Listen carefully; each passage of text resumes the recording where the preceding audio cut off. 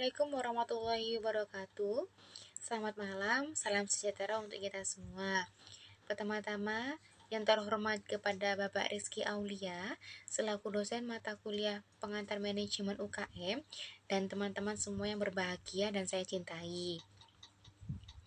Sebelumnya saya ingin mengucapkan banyak-banyak terima kasih kepada Bapak Rizky Aulia yang telah mengembankan tugas ini kepada kami sehingga kami bisa menambah wawasan kami mengenai permasalahan usaha apa sih yang sering terjadi di lingkungan masyarakat dan bagaimana cara kita untuk mengatasi dengan ide-ide yang kita kembangkan. Oh iya, sebelumnya saya tidak sendirian loh, saya ditemani teman saya, ada dua. Yang pertama ditemani oleh Mbak Dwi Roma Juniarti dan yang kedua ada Mbak Enes Octavia. Langsung saja kita masuk pada permasalahan. Kami di sini mengusut dua permasalahan. Yang pertama, mempunyai keinginan memiliki atau membeli baju dengan brand ternama atau brand import brand terkenal, namun takut harganya mahal dan tidak bisa manage uang untuk kedepannya. Dan yang kedua yaitu rasa bosan, mengatasi rasa bosan dan bingung cara mengolah ubi yang biasanya monoton, hanya digoreng, dikukus maupun hanya dibuat kolak. Yang pertama, kita membahas mengenai mempunyai keinginan membeli baju atau pakaian atau entah mungkin itu tas, sepatu dengan brand yang terkenal, namun takut harganya mahal dan tidak bisa memanage uang untuk kedepannya. Sebelumnya saya akan menjelaskan mengenai apa fashion. Fashion merupakan bagian sangat penting. Kenapa bisa dikatakan sebagai sangat penting? Karena dengan adanya fashion, value kita pasti akan menambah. Misalkan kita berpakaian rapi, orang pasti akan melihat, pasti orang ini rapi, orang ini disiplin, orang ini bisa mengatur pakaiannya, mungkin bisa dikatakan sopan dan lain-lain sebagainya.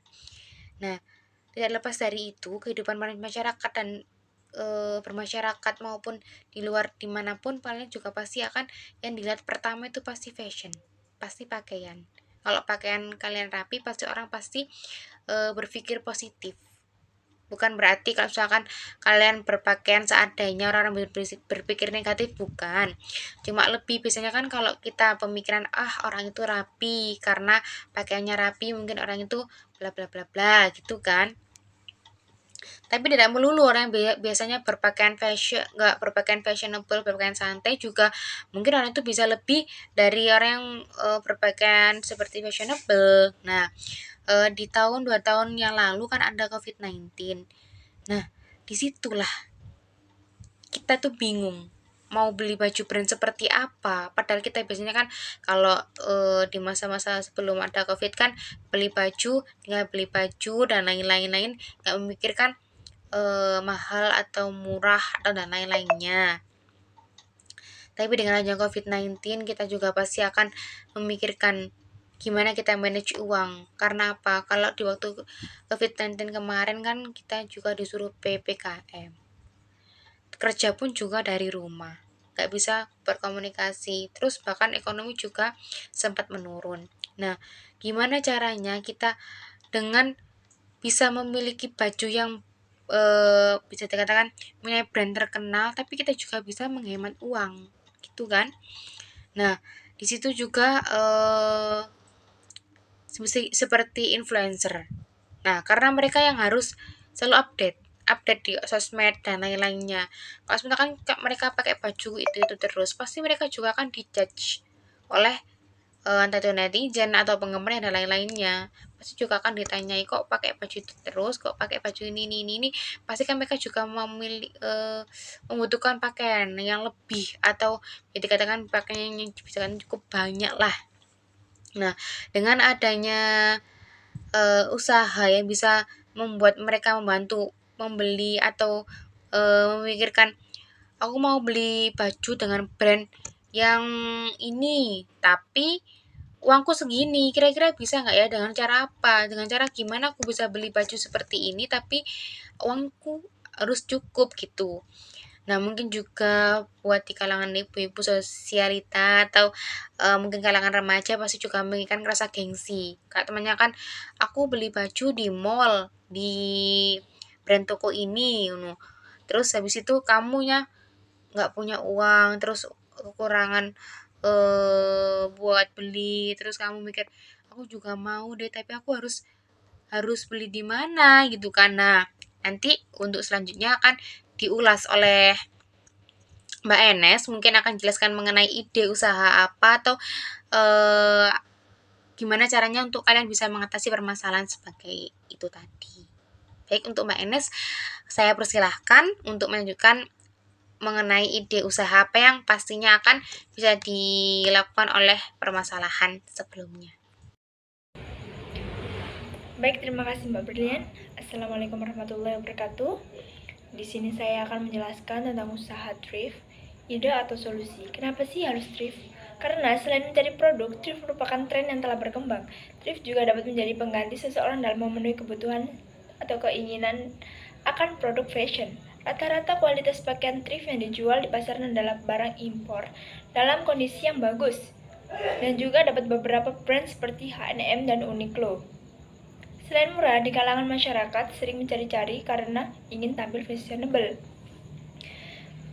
Gini, biasanya orang-orang kayak gengsinya tinggi gitu ya. Kalau biasanya kan pingin baju yang sangat kualitas bagus gitu loh, kayak H&M itu tadi ya.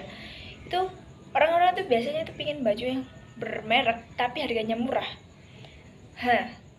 Di thrift ini adalah cocok sekali untuk orang-orang yang seperti itu, yang gengsinya tinggi. Biasanya harus bajunya tuh harus bermerek, tapi low budget. Ya, di sini seperti harga H&M, misal harganya 100.000, di thrift ini harganya biasanya 70 ribuan. Ya, jadi orang-orang tuh akan berpikir mending aku beli di sinilah daripada beli baru, karena sama, mereknya tuh sama, tapi ya kualitasnya tuh ya beda. Namanya juga baju thrift-thriftan itu kan ya juga baju yang sudah pernah dipakai, jadi ada harga ada barang. Jadi itu dia. Oke, next. Hal yang perlu diwujudkan dan langkah mewujudkannya. Hal apa aja sih yang perlu diwujudkan? Pada era globalisasi ini, teknologi semakin maju dan mudah gampang diakses. Saat ini tidak hanya pasar tradisional, tetapi juga terdapat pasar marketplace. Dengan adanya kita menguasai marketplace, usaha kita yang ada di Pulau Jawa bisa dikenal di berbagai pulau, bahkan luar negeri.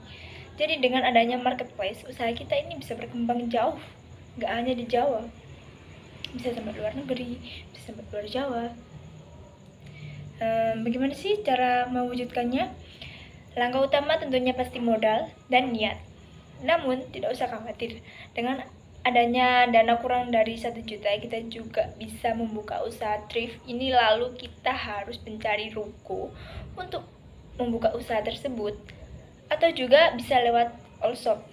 Biasanya kan kita punya aplikasi belanja online, hal itu bisa kita manfaatkan untuk belanja, untuk menjual beli. Karena orang tuh banyak yang mager, kayak males keluar rumah. Biasanya kan orang-orang bisa pakai HP kan ya, mereka bisa belanja. Jadi itu kesempatan buat kita untuk jual beli di situ. Jangan lupa juga kita harus melakukan penyortiran antara barang yang masih layak pakai atau sudah tidak layak pakai. Namanya juga barang thrift-thriftan kan ya. Barang thrift-thriftan itu ada yang masih layak pakai, ada yang sudah tidak layak pakai. Mending kalau barangnya udah tidak layak pakai itu mending jangan dijual. Nanti malah toko kalian itu malah jelek. Jangan beli di sini, barangnya rusak-rusak. Nah, seperti itu. Nanti banyak yang mengejudge. Dan itu kita harus memikirkan beberapa harga untuk per item, dan juga lebih penting wajib konsisten. Jadi kita tuh harus memprediksi harganya berapa, jangan terlalu mahal, karena orang juga berpikir mending aku beli di toko aja daripada beli di sini, karena sama aja. Apa bedanya beli di thrift sama di beli baru? Kalau harganya sama, mending kita kasih harga thrift itu harga yang murah. Kayak tadi, misal harga barunya 100.000, kita bisa jual itu sekitaran 70.000. Itu kita bisa mengambil untung sedikit saja. Next. Baik, ini adalah usaha kedua, yaitu rasa bosan dan bingung dengan olahan ubi. Hanya dikukus, digoreng, dan kolak. Biasanya kita kan bosan kalau ubi hanya digitu-gitukan aja.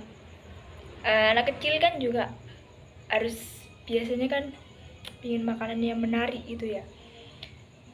Jadi, ubi merupakan makanan sejenis budidaya yang dimanfaatkan akarnya yang sangat banyak mengandung karbohidrat. Di kalangan masyarakat, mungkin olahan ubi hanya dikukus, digoreng, dan hanya dibuat kolak yang familiar-familiar aja. Namun, kita mempunyai niat membuat olahan ubi untuk meningkatkan nilai ekonomis sangatlah banyak. Apalagi bahan dasarnya ubi yang termasuk sangat ekonomis, bahkan juga bisa ditanam sendiri. Jadi kita bisa mengolah ubi. Bagaimana cara ubi ini menjadi makanan yang kekinian, yang disukai anak-anak, yang disukai ibu-ibu, disukai remaja, bapak-bapak, semuanya. Bagaimana itu? Kita harus memikirkan bagaimana caranya agar ubi ini menjadi naik gitu loh, naik daun gitu loh. Kayak jangan gitu-gitu aja olahannya. Baik, akan dijelaskan oleh teman saya, Dwi Rohmah. Silakan. Baik, terima kasih kepada Kak Enes karena sudah memberikan kesempatan kepada saya untuk menjelaskan apa sih ide usaha yang akan kita gunakan. Nah, di sini kita menggunakan ide usaha ubi kopong. Kenapa ubi kopong? Karena ubi kopong merupakan produk olahan ubi jalar yang bisa dikatakan sebagai inovasi terbaru nih dalam mengatasi olahan ubi yang itu-itu saja, yang biasanya hanya digunakan untuk kolak dan gorengan gitu. Ubi kopong adalah salah satu jawaban nih dari rasa bosan itu karena harganya yang ekonomis dan juga bisa dikatakan sebagai snack untuk camilan sehari-hari. Tidak hanya untuk camilan sehari-hari, namun untuk ubi juga mengandung gizi yang cukup tinggi dan juga mengandung karbohidrat. Kita menggunakan bola ubi crispy. Kenapa bola ubi crispy? Karena itu juga merupakan salah satu olahan ubi yang menarik dan meningkatkan nilai jual dari ubi itu sendiri. Tidak hanya itu, dengan ditambahkannya topping di dalam ubi seperti coklat, matcha, tiramisu, dan lain-lain akan membuat anggota keluarga atau masyarakat menjadi tidak bosan. Apalagi ketika banyak pikiran dan mood menurun karena makanan hanya itu saja, hal ini bisa dijadikan penawar nih karena rasanya yang manis dan juga bergizi. Hal apa sih yang perlu diwujudkan dan langkah mewujudkan itu? Hal yang perlu diwujudkan yaitu dengan banyak berbagai macam jenis resep makanan dengan membuat ide masakan seperti ubi kopong, bala ubi crispy merupakan salah satu sarana untuk menghilangkan rasa bosan dan olahan yang terlalu monoton. Dengan adanya kita mempunyai keinginan dan menghilangkan rasa bosan tersebut dan memiliki rasa berusaha, ubi kopong atau bala ubi sangat bisa digunakan karena bahan dasar yang sendiri pun tidak mudah untuk dicari atau dijangkau. Langkah untuk mewujudkannya yaitu pastinya modal, namun tidak usah bingung karena untuk ubi ini sendiri modalnya sangat minim dan bisa dijangkau untuk para remaja yang akan memulai suatu usaha. Sekian dari kelompok kami, apabila ada salah dan kurangnya mohon dimaafkan. Wassalamualaikum warahmatullahi wabarakatuh.